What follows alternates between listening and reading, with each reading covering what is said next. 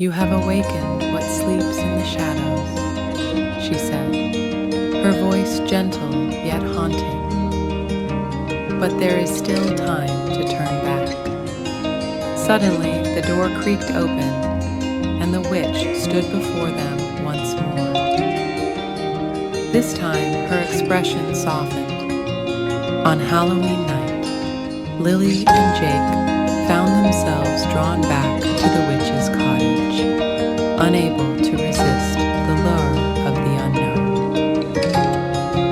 They stood before it, heartbeats loud in their ears, fear mingling with curiosity.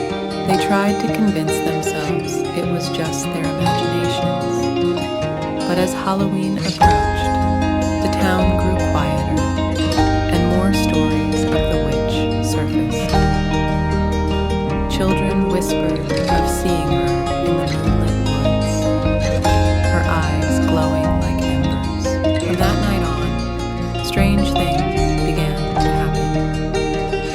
Lily and Jake heard whispers in the wind and felt icy fingers brush their necks when no one was around. Shadows danced at the edge of their vision, and the woods seemed to close in around them wherever they went. With that, she vanished into the shadows of her cottage, leaving the children trembling in the darkness. They hurried home, hearts pounding, minds racing with the encounter. "You seek thrills in places where you should not be," she murmured, her voice carrying a hint of sadness. "Beware what you awaken." Lily and Jake froze, unable to move or speak. The witch's eyes glittered in the moonlight as she studied them. "Who dares trespass on my domain?" Her voice creaked like old floorboards. Ignoring their instincts to turn back, they crept closer. The windows were dark, but the air around them felt heavy, with unseen eyes watching. Suddenly, a figure appeared at the doorway, a stooped old woman with gnarled fingers and a crooked smile.